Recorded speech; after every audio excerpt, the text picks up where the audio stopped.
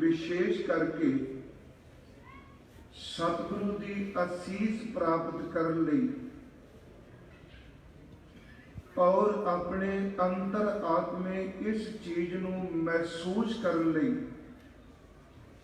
कि सतगुरु जदों इस धरती ते पहुंचे उदों की इत्थे वरतारा वरतिया।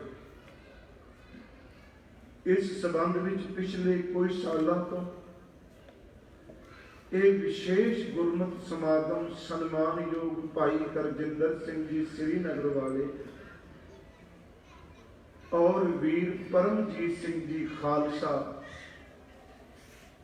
मौजूद दोनों पंजाब च ने, पर शरीरक तौर पे दोनों तंदुरुस्त ने। सन्मानयोग भाई साहब जी नूं पिछले दिनों तो कोविड है पर ठीक ने। आपां अरदास करनी है इन्हां दोनों गुरसिख वीरां लई, आप समूह संगत दा और श्रोमणी गुरुद्वारा प्रबंधक कमेटी के सहयोग का मैं अपने दिल तो शुक्रगुजार हाँ। आओ भाई साहब भाई करनैल सिंह जी उन्होंने गुरबाणी कीर्तन सरवण कराया। आप जी के सन्मुख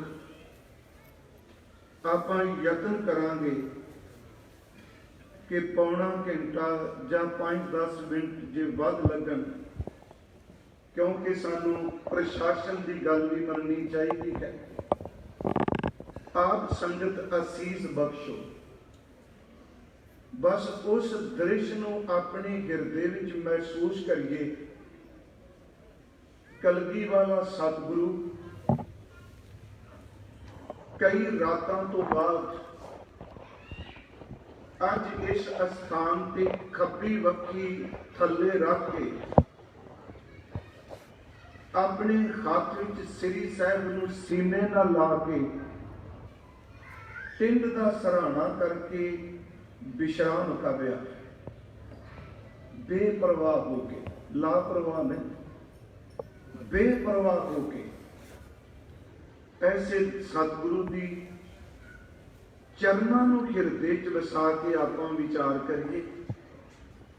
आप जितने सतगुरु के चरणों विच इत्थे उपस्थित हो और इस वक्त तकरीबन जिथे जिथे सिख बैठा है, देश विदेश विच आप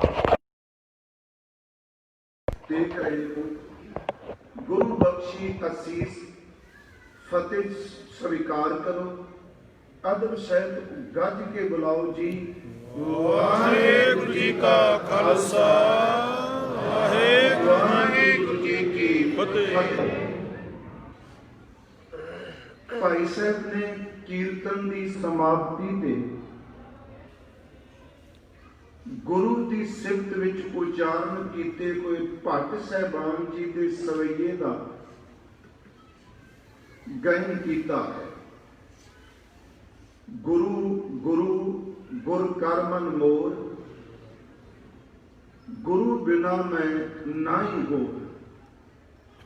जा गुर बिन घोर अंधार गुरु बिन समझ ना आवे। इस अमृत बचन नूं आपां सरवण कीता है। दास अक्सर बेनती करदा है कि श्री गुरु ग्रंथ साहिब जी की अमृत गुरबाणी जिहड़ी है वो थां थां ते इस गल का उपदेश दृढ़ करांदी है कि पार ब्रह्म परमेश्वर की इबादत का, सिमरन का, नाम का दाता समर्थ सतगुरु है। ते सतगुरां ने अमृत बाणी विच गुरु नानक जोत नूं गुर परमेश्वर के रूप विच इहदी सिफतो सलाह कीती है। फिर मैं शब्द रिपीट करांगा, गुर परमेश्वर।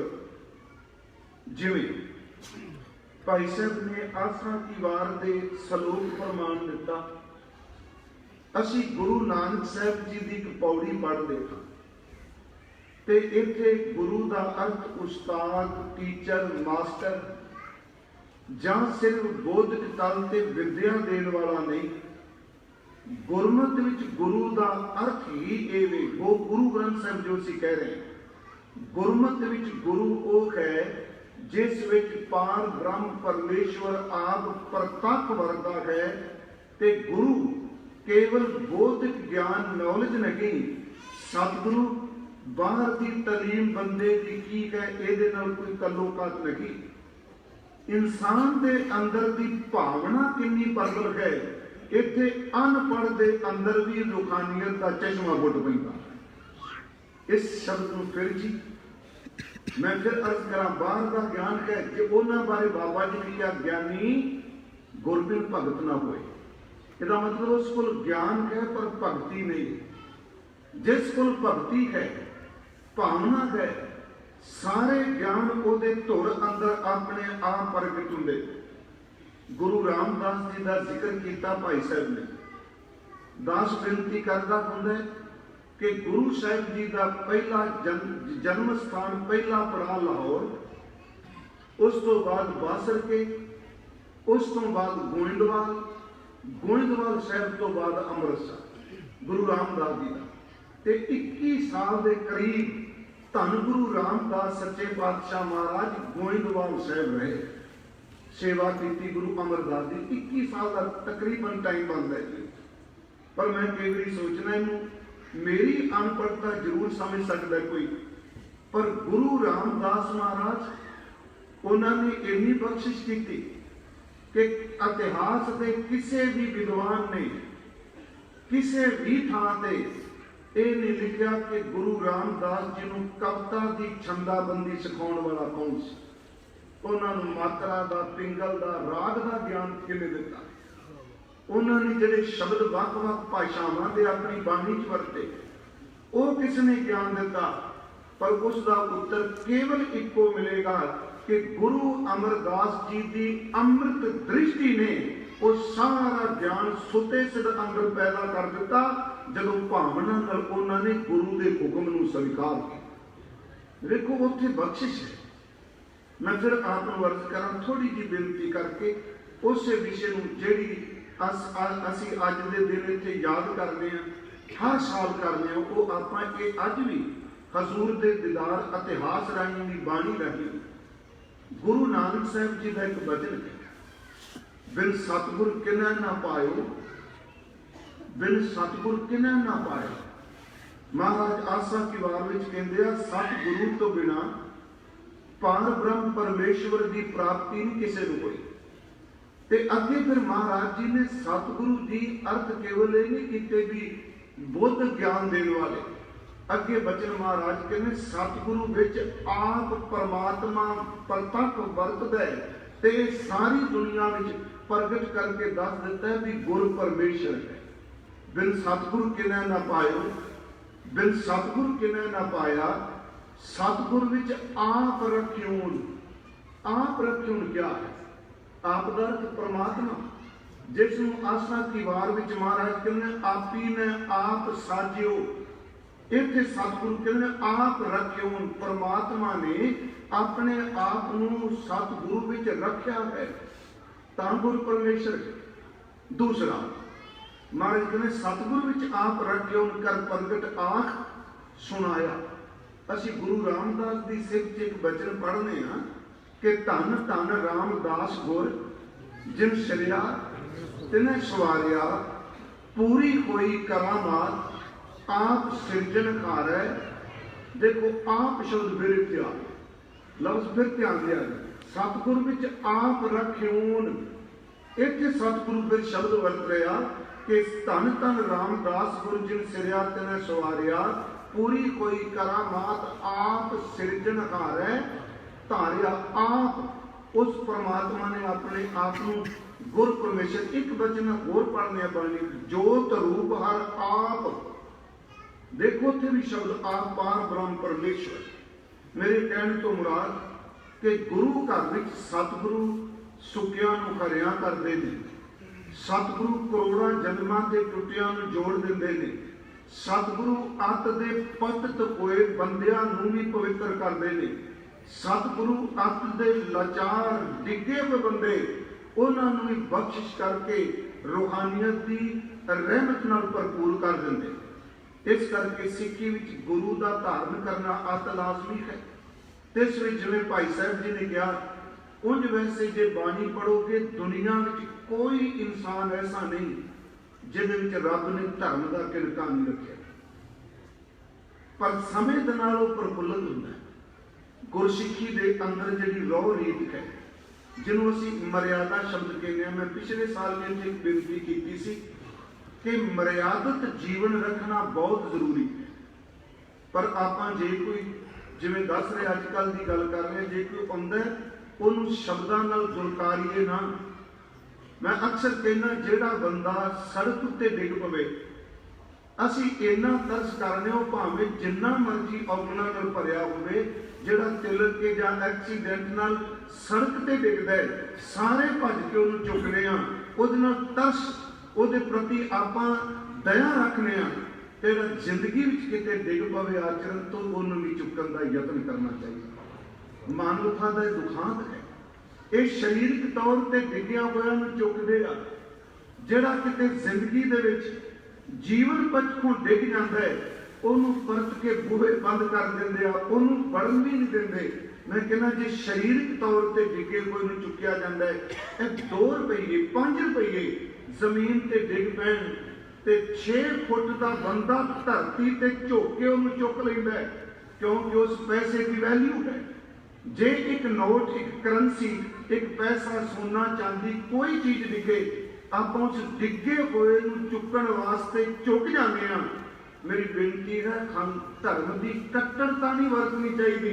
जिहड़ा बंदा किते डिग पवे उन दबके ना मारिए, आप भी झुक के उन्होंने डिगे हुए चुकन का यतन करिए। बड़ी सीधी जी बात है। असी कल विचार की सी चमकौर साहब, जिवें भाई साहब बोल गए थोड़े शब्दों में भी कि असल च बीज ये गुरु नानक साहब का पाया हुआ। एक इतिहासकार कहता है कि जेड़ा फल गुरु गोबिंद सिंह जी दे वेले खालसे दे रूप में पक के तैयार होया ओदा बीज धन गुरु नानक साहब ने पाया है। ओदी परवरिश, ओदी संभाल बाकी गुरु साहबान ने की। दशमेश वेले वो फल पक के तैयार हो गया। जेड़ी कृपान धन गुरु गोबिंद सिंह महाराज जी ने चुकी, सच ये वे कि ओदा फौलाद धन गुरु नानक साहब जी सानू दे के गए। कल मैं आपको एक बेनती की सी, एक तो ये जेल विचों कढ़ दिओ कि गुरु नानक साहब की जोत का 10वां वारस गुरु गोबिंद सिंह केवल लड़ाका है, क्योंकि आम तौर पर लोगों के मन च यही है।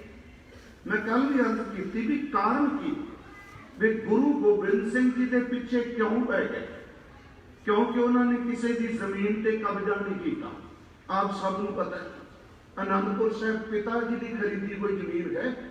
खालसा जी ये तो आप सबको पता है, जिस थान से खालसा प्रगट होया है वो जमीन किसी के दान की नहीं, वो सतगुरु गुरु तेग बहादुर जी की अपनी खरीदी हुई जमीन है, किसी जमीन पर कब्जा नहीं किया। हाँ, इतों तक कि साहिबजादा बाबा अजीत सिंह जदों कोई बंदा धक्का करता है पर इस्त्री धक्के खो के ले जाता है, उन्होंने बन के पिता गुरुदेव के सामने लिया, वो धक्का भी किसी नाल नहीं किया। पर कारण की मैं कल बेनती की, कारण बड़ा पिछोकड़ है। तो एक जिन्नी देर तक इस देश में आपां टिके हाँ या इस धरती से हाँ, एक पैरल विरोध किसी ना किसी रूप में चलना है। ये भावें शरीरक तौर पर फिजिकल तौर पर कोई मारे तो भावें कोई सिद्धांत के तौर पर मारे, सिख सिद्धांत को छेती बर्दाश्त नहीं किया जाता, साडे सरूबी को बर्दाश्त नहीं किया जाता जी शरीर। मैं कल बेनती की कारण की, उसका कारण जो कल समझ पई। वैसे तो अगे भी बेनती की, एक गुरु नानक साहब ने मानसिक गुलामी तो शब्द के शास्त्र नाल सानू मुक्त कर दिता। मानसिक गुलामी सी, जिथे मानसिक गुलामी है उथे शरीरक गुलामी भी है। गुरु साहब जी ने देखो ऐसे किसी की नफरत नहीं, उन्हें सीधी गल कि सिख नूं सिद्धा शब्द नाल जोड़ परमात्मा नाल जोड़िया, उन्होंने विच कोई विचोला टिकण ही नहीं दिता। दूसरी गल कि जिहड़ी मानसिक गुलामी सी, मानसिक गुलामी आपां देखने उस विच बंदे उत्ते रस्मां दे रिवाजां दे गुरु नानक साहब जी दे रूहानी तर्क ने, मैं सुक्का तर्क नहीं, रूहानी तर्क ने, उन्होंने सारे बंधनों को कट के रख दिता। थोड़ियां जिहियां मैं उदाहरण देनिया चाहांगा, कल वाला दिशा आप अगे रखने कि एक कारण है कि अज भी मैं इमोशनल करनी कि आप बाद में उन्होंने सिमरन भी 2-4 मिनट जरूर करना है। ਜਿਹੜੇ ਉੱਥੇ बैठे हुए प्यारिओ अपने ने गुरु कृपा करे उन्होंने अंदर ਨੂੰ जोश ਤੇ होश दोनों दाता बख्शे। ਅਸੀਂ ਜਦੋਂ गुरु साहब की बाणी पढ़ने देखो मानसिक गुलामी किवें तर्क है कि ब्राह्मण जनेऊ पाण आउंदा है, ਤੇ मैं कहना कभी भी इन्हां श्लोकां ਨੂੰ ਕਿਸੇ कम्यूनिटी ਨੂੰ नीवा दिखाने वास्ते बिल्कुल नहीं वरतना। महसूस ना करो, क्योंकि गुरु कभी भी जिंदगी में किसी धर्म के नाम से बेइज्जत करता ही नहीं। गुरु नानक साहब किसी का अपमान नहीं करते, समत बख्शदे। पर असी जिहड़े समत वाले शब्द ने उन्होंने व्याख्या दवैश पै के कहिए इनू आ क्या, फलाने धर्म नूं आ क्या, पर एक गल होर, जिन्हों गुरु ने कहा उन्होंने पलट के रख दिता। यह नहीं कहा कि लैक्चर किया ते बाद विच प्रबंधक सारी संगत आपस में गुत्तम गुत्ता हुई रहे, नहीं, जिन्हों क्या सचमुच उहदे जीवन नूं पलट दिता। जे पंडित हरदयाल आया पलट दिता जीवन, जे गोपाल पांदा आया उसकी जिंदगी पलट दी, जे वैद हरदास आया उसकी जिंदगी पलट दी, जे मौलवी कुतुबुद्दीन आया उसकी जिंदगी पलट दी, जे पंडित ब्रिजनाथ पढ़ाण आया उसकी जिंदगी पलट दी, सज्जन ठग की जिंदगी बदलती, भूमीए की बदली। इत्थों तक मैं बेनती की पिछले दी सुल्तानपुर का नवाब दौलत खान जिहड़ा मुसलमान सी, गुरु नानक ने सच की नमाज की गल करके उसकी जिंदगी बदल गया। ये नहीं कि वो वक्ती लेक्चर सन महाराज ने किया सुधारदा ते अगे निकल के। मैं इसे करके क्या भी गुरु साहब ने, भाई गुरदास साहब ने जब दौलत खान का जिक्र किया तो उन्होंने लिखा कि दौलत खान लोधी भला होवा जिंद पीर अबनाशी। उन्होंने गिनती सिखां विच कीती गई दौलत खान। गुरु साहब जी की तर्क देंदे हैं कारण क्योंकि भावें कर्म कांड पखंड कहो ओदियां बराबर जड़ा जड़ियां नूं चलदियां रहणगियां, वो नाल बराबर चली जाए। हुण गल जनेऊ दी कीती, मैं पिछले दिन क्या सतगुरां ने जदों जनेऊ दी गल कीती उन्होंने सिर सुमत दिती। उन्होंने कहा तन का जनेऊ तू पाना है, मैला हुंदा फिर नवां पाली ना वट के आ मैं तेनू दसां भी इस तन के धर्म तो अगे भी कुछ है। तन करके तू जनेऊ पाया है, पर सच एवे मरण तो बाद जिहड़ा आत्मा नाल जनेऊ जाना है, तेरे उहदे बारे भी सोची। एक सवाल सी, तर्क सी ना, पर यह तर्क किसी को अपमान करने वाला नहीं। उत्थे फिर पंडित कहना जी दसो 4 गल्लां कीआं, दया, जत, सत ते संतोख। चलो ओदी भावें व्याख्या गुरु जी ने की, दया तपा संतोख सुच जत गंदी सतवट, ये जनेऊ जी का खाई का पांडे का। 4 गल्लां कीआं, सत, जत, दया ते संतोख। उंज मैं अर्ज करा गुरु नानक साहब की बाणी विच इन्हां 4 दैवी गुणां का वार-वार जिक्र किया गया। पर उत्थे जो गल चली गई असीं जनेऊ पाया ते गुरु साहब ने उसकी व्याख्या होर की। चिन्ह धर्म का चिन्ह केवल विखावा नहीं होता। गुरु जे कोई बोलता तो प्लीज चुप कर जो, आवाज होंगी मेरे कन्ना च। धर्म का चिन्ह केवल विखावा नहीं होता, ते धर्म के चिन्ह केवल श्रृंगार दे बाहर मुकी। वाहिगुरू खालसा जी इस बेनती को ध्यान नाल सुनियो, ना डरावे नहीं है, ना लोकां विच चंगा लगन लई ते दूजा माड़ा लगे। ने प्यारिओ धर्म के चिन्ह जिहड़े हुंदे ने इन्हां दे कोई अंदरूनी अर्थ नहीं। चलो मैं लफ्ज़ चिन्ह वरतिया, पर उंज ये केवल चिन्ह भी नहीं, इस दे पिछे गुरु गोबिंद सिंह की रहमत वरतदी है। जो चीज़ गुरु ने दी है इसका मतलब ये थोड़ा दिता भी आप तू 200 की कृपान ली नहीं, उस पिछे वो गुण है दैवी। गुरु साहब ने जो जनेऊ की गल की उन्होंने पूरे शरीर दियां इंद्रियां ते जनेऊ की व्याख्या कर दी। उन्हें कहा जी मैं जनेऊ पाया, महाराज कहते का मतलब तू धर्मी, कहता जी महाराज कहते तेरी जीव ते जरूप है, सवेर तो शाम तक किन्नियां दी मद कोई कर ला। अर्थ बदल दिते ना। तेरे कन्ना च जरूप आया, किन्नी निंदिया चुगली सुनने। इत्थों तक शब्द वरत्या कि तेरी वासना वाली इंद्री भी तेरे वस नहीं, तू काहदा धर्मी बनया बैठा। वो जरा पाठ करने तग ना इंद्री तग ना नारी, भलके थुक पवे दाढ़ी, तग न पैरी तग न कखी, तग न जेवा तग न अखी, वे तगा आपे वतै वट धागे अवरा धत्तै लै भाड़ करे विआह, कद कागल दसै राह, सुन वेखो लोका एवो विडान मन अंधा, नव सजान मनु अन्नै। बाहरों सियाना को आप जदों नहीं कोई सच धर्म शब्द वरत्या, वैसे धर्म तो अपने आप च हुंदा ही सच। जदों भी कोई अंदर की अवस्था में पहुंचता है, वो अपने धर्म के जेड़े कर्म कांड में जे ਉਹਦੇ ਚ असलीयत नहीं तो ਉਹਦਾ खंडन करता है। आप सब ਨੂੰ पता है बाबा फरीद साहब 5 वक्त की नमाज की गल करते, फरीदा बेनवाजा कुटिया कहते हैं, ते नमाज मुसल्ले ते पढ़ के बैठ के की जाती, पर उन्होंने नाल शब्द ਇਹਦਾ खंडन भी किया। कन मुसल्ला तेरे मोढे ते मुसल्ला नमाज पढ़ने वाला, सूफ गल तेरे गल विच सूफियां वाला चोला है, सूफ तो ही शब्द बने सूफी चोला, उन्होंने चोला भी कहते। कन मुसल्ला सूफ गल दिल काती, जबान नाल तू 5 वक्त की नमाज पढ़ना, पर तेरे दिल विच कैंची है, तेरे ख्याल तेरा अंदर इन्ना निकम्मा है, तू उस ख्यालों नाल लोकां दीयां जड़ां वड़ना, तू मोमिन कहला है। दिल काती गुणवात बाहर दिसै चानना, दिल अंधियारी रात। मेरे कहने तो मुराद गुरु नानक साहब जी की जोत ने परपंच का पखंड का रज के विरोध किया, पर दूजे पासे राजसी तौर पर जदों कोई जुल्म करता है तो गुरु नानक की जोत ने उसका भी विरोध किया। इकल्ला जबानी नहीं किया, सामने खड़ खलोते। कल भी मैं बेनती की कि बाबर आया, तो कल मैं क्या सी, गुरु साहब ने जमकर मुगल क्या सी कि जमदूत चढ़ के आ रहे हैं। हजूर सच्चे पातशाह ने उत्थे एक होर गल कही, मैं थोड़ी जी आपको बेनती करा।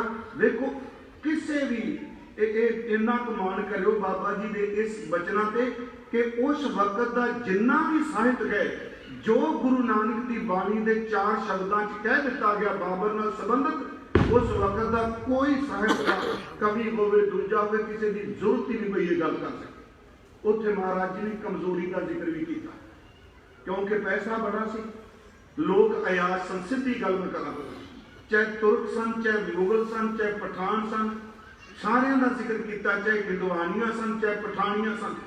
गुरु साहब ने क्या धन जोबन तो बैरी कोई जिन्नी रखे रंग लाए, जोबन ते पैसे करके ये लोग अयाश हो गए, रंग रलियां मानते रहे। ते महाराज कह दूतां नूं फरमाया ले चले पत गवाए। 2 चीज़ां धन ते जोबन। अगली गल, इन्ने निकम्मे हो गए, घरां विच शस्त्र सन पर मुकाबला नहीं सन कर सकते, क्योंकि वो ज्यादा मंत्रां ते जादूआं ते टूणियां ते भरोसा कर रहे सन। जिवें साडे सिख भी कई, मैं क्षमा करियो, जदों अंगूठियां पा के तुरदे हैं ना साडे बंदे, उदों चेते रखियो बंदा किसी ब्राह्मण का पक्का उपासक होवे, वो विच नग पाए हुंदे, ते जे एक हाथ विच कड़ा ते कड़े दे उत्ते मौली लाल रंग की बनी हुंदी है। मैं सच कहांगा उस वक्त मन कल्प उठदा है कि जे गुरु गोबिंद सिंह के कड़े नाल तेनू भरोसा कोई नहीं ते मौली ने तेनू पार दिला।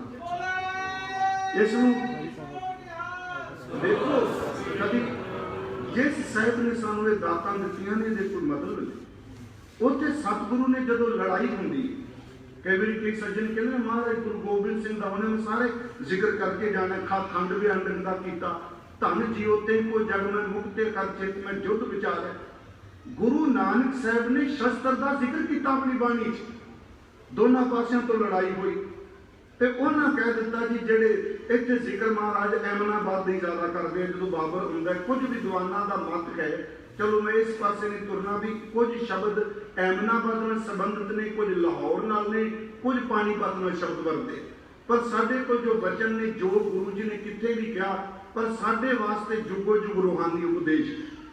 दोनों पासों तो बाबर चढ़ के आ रहे हैं, इधर तैयारी हो रही, ਮੰਤਰਾਂ 'ਚ ਇੰਨੀ ਤਾਕਤ ਤੇ ਪਰਵਾਹ ਨਾ ਕਰਿਓ।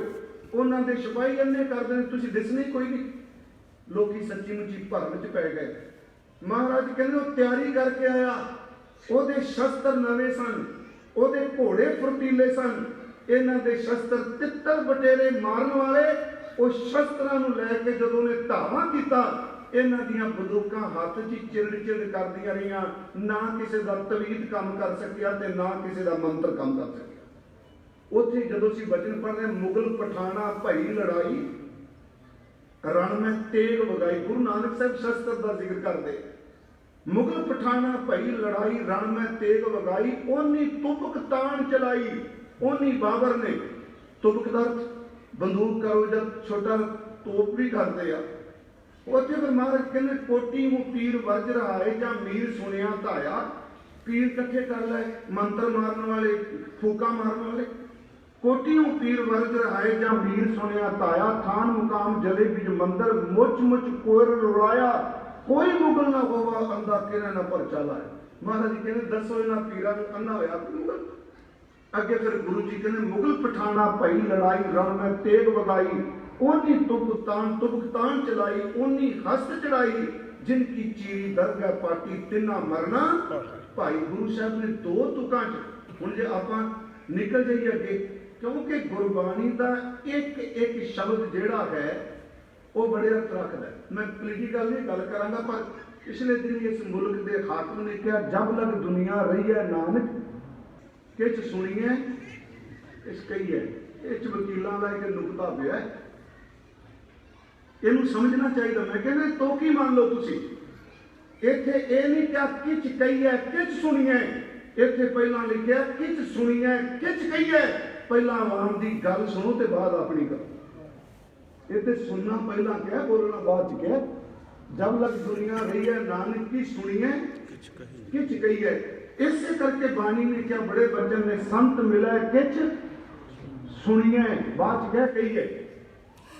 ਮੈਂ ਆਪ ਨੂੰ ਬੇਨਤੀ ਕਰਾਂ, ਇੱਕ ਇੱਕ ਤੁਕ ਬੜੇ ਬੜੇ ਅਰਥ ਗਹਿਰੇ ਰੱਖਦੀ। ਹੁਣ ਆਹ ਦੋ ਤੁਕਾਂ 'ਚ ਓਨੀ ਤੁਪਕ ਤਾਣ ਚਲਾਈ, ਓਨੀ ਹਸਤ ਚਲਾਈ। ਇਹਦੇ ਵਿੱਚ ਗੁਰੂ ਜੀ ਕਹਿੰਦੇ ਪਏ ਇਹਨਾਂ ਦੀ ਤਿਆਰੀ ਕੋਈ ਨਾ, ਕੋਈ ਸ਼ਸਤਰ ਕੋਈ ਨਹੀਂ। ਮੈਂ ਆਪ ਨੂੰ ਬੇਨਤੀ ਕੱਲ ਕੀਤੀ ਸੀ ਕਿ ਗੁਰੂ ਨਾਨਕ ਸਾਹਿਬ ਦੇ ਸ਼ਬਦ ਨੇ ਰਾਜੇ ਵੰਗਾਰੇ, ਉਹਨੇ ਡਾਕੂ ਵੰਗਾਰੇ। ਮੈਂ ਸ਼ਬਦ ਕਹਿ ਰਿਹਾ, ਉਹਨੇ ਠੱਗ ਵੰਗਾਰੇ, ਉਹਨੇ ਚੋਰ ਵੰਗਾਰੇ, ਉਹਨੇ ਪੰਡਿਤ ਵੰਗਾਰੇ, ਉਹਨੇ ਕਾਜੀ ਵੰਗਾਰੇ। ਉਹਨੇ ਸਾਰੇ ਸਿਸਟਮ ਨੂੰ ਗੁਰੂ ਨਾਨਕ ਸਾਹਿਬ ਦੇ ਸ਼ਬਦ ਨੇ ਵੰਗਾਰਿਆ। ਉਸ ਦਿਨ ਤੋਂ ਇੱਕ ਡਰ ਲੱਗਣ ਲੱਗ ਪਿਆ ਸੀ, ਬੜੀ ਵੱਡੀ ਲਹਿਰ ਦਾ ਰੂਪ ਧਾਰਨ ਕਰ ਸਕਦਾ। ਇਹ ਇਸ ਦੇ ਕਾਰਨ ਨੇ ਐਵੇਂ ਅਨੰਦਪੁਰ ਸਾਹਿਬ ਦਾ ਘੇਰਾ ਕਿਉਂ ਤੇ ਪਾਇਆ ਵੀ ਦੋਨਾਂ ਨੇ। ਮੈਂ ਕੱਲ ਵੀ ਕਿਹਾ, ਪਹਾੜੀਏ ਵੀ ਤੇ ਮੁਗਲ ਵੀ, ਇਹ ਸਾਰੇ ਇਹ ਹਾਕਮ ਵੀ। ਗੁਰੂ ਨਾਨਕ ਸਾਹਿਬ ਮਹਾਰਾਜ ਜੀ ਨੇ ਫਿਰ ਮੇਰੀ ਬੇਨਤੀ ਸੁਣੀ। ਜ਼ਿਆਦਾ ਸੂਰਮਿਆਂ ਦੇ ਸ਼ਬਦ ਭਗਤ ਕਬੀਰ ਜੀ ਦੇ ਨੇ। ਜਦੋਂ ਤੁਸੀਂ ਬਾਣੀ ਪੜ੍ਹਦੇ ਹੋ, ਗਗਨ ਦਮਾਮਾ ਬਾਜਿਓ ਪਰਿਓ ਨਿਸ਼ਾਨੇ ਧਾਓ, ਖੇਤ ਜੋ ਮਾਂਡਿਓ ਸੂਰਮਾ ਅਬ ਜੂਝਣ ਕੋ ਦਾਓ। ਇਹ ਕਬੀਰ ਜੀ ਦਾ। ਮੋਏ ਮਰਨੇ ਕਾ ਚਾਓ ਹੈ, ਮਰੋ ਤਾਂ ਹਰ ਕੈ ਦੁਆਰ। ਇਹ ਕਬੀਰ ਜੀ ਦਾ ਹੈ।